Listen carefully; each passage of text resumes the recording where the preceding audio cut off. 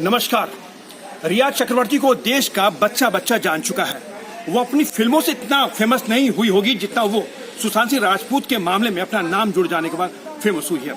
रिया चक्रवर्ती का नाम आया था और वो खलनायिका के रूप में लोगों के सामने आई। इस मामले की जांच सीबीआई ने शुरू की, ईडी आई, यहाँ तक कि एनसीबी भी आ गई। तीनों एजेंसियों ने भरपूर जांच की, लंबी पूछताछ हुई और आखिरकार कल रात को यानी मंगलवार की रात को रिया चक्रवर्ती को एनसीबी ने औपचारिक तौर पर गिरफ्तार कर लिया। लेकिन इसमें सबसे बड़ा सवाल खड़ा ये होता है कि रिया चक्रवर्ती को जिस चैटिंग के आधार पर गिरफ्तार किया गया और उन पर जो धाराएं लगाई गई हैं, उनके तहत उनकी गिरफ्तारी को एनसीबी कोर्ट में कैसे चैलेंज करेगी।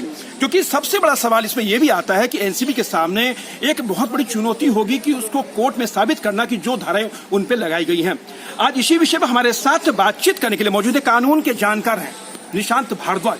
इनसे बातचीत करेंगे और जानने की कोशिश करेंगे कि रिया चक्रवर्ती की गिरफ्तारी जिन जिन धाराओं में हुई है वो धाराएं क्या कहती हैं और एनसीबी को कितनी मशक्कत करनी पड़ेगी उन तमाम धाराओं को कोर्ट में साबित करने की। सर, आपका बहुत बहुत जी आप हमारे चैनल पर आए। जी नमस्कार। सर, रिया चक्रवर्ती का मामला बड़ा सुर्खियों में देखा होगा। बिल्कुल जी। लंबी पूछताछ हुई और कल आखिरकार एनसीबी ने रिया चक्रवर्ती को गिरफ्तार कर लिया। रिया चक्रवर्ती पे तमाम धाराएं लगाई गई हैं जी। लेकिन इसमें सबसे बड़ा सवाल ये आता है लोगों के जहन में कि जो धाराएं लगाई गई हैं उसको साबित करना कोर्ट के अंदर एनसीबी के लिए कितना चुनौती भरा होगा। देखिए, क्योंकि हम शुरू से ही देख रहे हैं, आप सब भी कवर कर रहे हैं, फाइनली रिया जो गिरफ्तार हुई है नारकोटिक्स के ऑफेंसेस के अंडर गिरफ्तार हुई और इसके अंदर जो धाराएं एफआईआर के अंदर देखने को मिल रही हैं उसमें 8C एक धारा है जिसमें एक डेफिनेशन है कि नारकोटिक्स क्या है, सब्सटेंशियल्स क्या है, और जो 4-5 धाराएं हैं उसमें से बेसिकली जो कन्विक्शन की धारा है पनिशमेंट की, वो धारा आपकी 20B है। 20B हमेशा कहती है कि आपके जो कमर्शियल क्वांटिटी है कोई भी नारकोटिक सब्सटेंस की, वो कमर्शियल क्वांटिटी से कम हो और जो यूज़र की क्वांटिटी है उससे ज़्यादा हो। अगर उन दोनों क्वांटिटी के कोई बीच की क्वांटिटी पाई जाती है तो उसमें ऑफेंडर के ऊपर चार्ज 20B में लगता है और 20B के अंदर क्वांटिटी होना बहुत ज़रूरी है। लेकिन हम इस इंस्टेंस केस में देख रहे हैं कहीं पर भी क्वांटिटी नहीं है, एस्टेब्लिश नहीं हो पा रही, कोई एस्टेब्लिश, सिर्फ इसमें कन्फेशनल स्टेटमेंट है जो कि नारकोटिक डिपार्टमेंट के सामने दी गई है रिया चक्रवर्ती के द्वारा। अदरवाइज क्वांटिटी की रिकवरी कहीं पर भी नहीं हुई है। जब क्वांटिटी की रिकवरी नहीं हुई है तो बेल के चांसेस बढ़ जाते हैं। तो बेल के चांसेस, क्योंकि अक्यूज के राइट जो है वो यही है, अगर स्टेट अपना केस प्रूव नहीं कर पा रहा तो उसको बेल दे और ट्रायल चलेगा।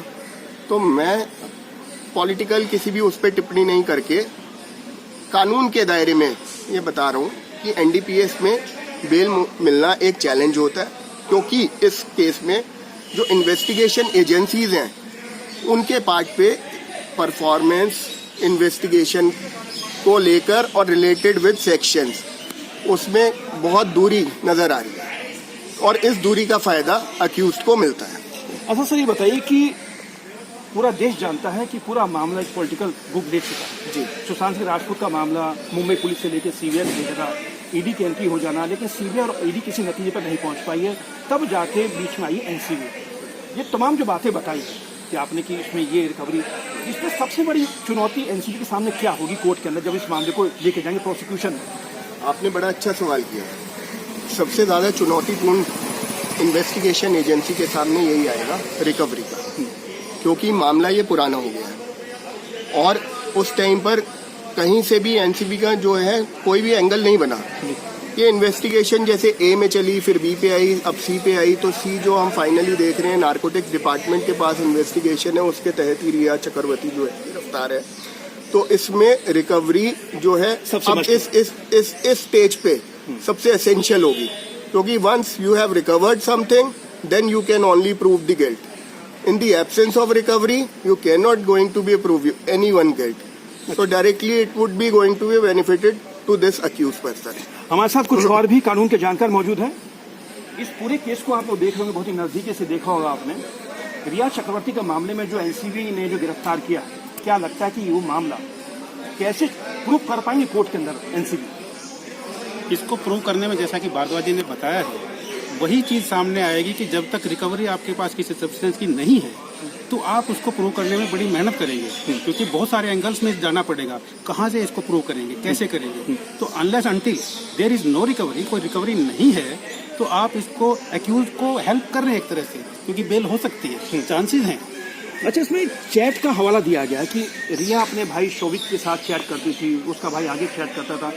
तो इस कानून में चैट का जो है मामला, ये कितना कारगर साबित होगा केस को साबित करने में?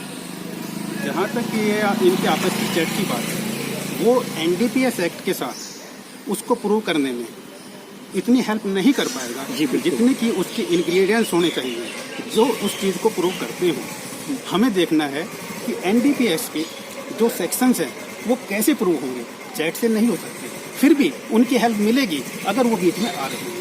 आपको क्या लगता है विकास जी कि इसमें कहीं ना कहीं एनसीबी को काफी मशक्कत करनी पड़ेगी इस केस को प्रूव करने में, क्योंकि आपने रिया चक्रवर्ती को गिरफ्तार किया है, तमाम मीडिया उसके अंदर जैसे कि केस बड़ा हाईलाइट हो रखा है, तो कहने के एनसीबी के सामने बहुत बड़ी चुनौती होगी इस केस को साबित करना। देखिए, मैं सर की बात का समर्थन करता हूँ। क्रिमिनल केसेज में यदि प्रोसिक्यूशन फेल्योर है अपने एलिगेशन को स्टैब्लिश करने में, ठीक है, तो उन्होंने कहा कि बेल के चांसेस बढ़ जाते हैं।